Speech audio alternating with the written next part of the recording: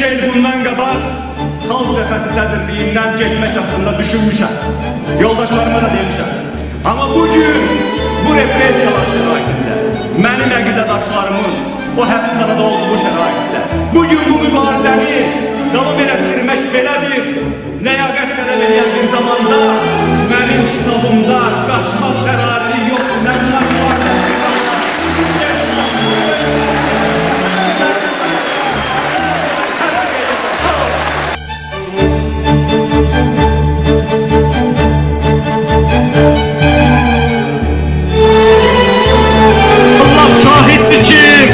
Azerbaycan'ın şeref mübarizesini, Azerbaycan'ın torpaq davasını, hak davasını geri beraber şəklərdə bu insanlar çiğinlərində aparıblar.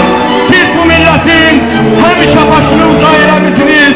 Ona göre de ben deyirəm ki, bugün bizim başımızın üstündeki Allah'tan sonra en uca varlık, en səlahiyyətli varlık sizsiniz benim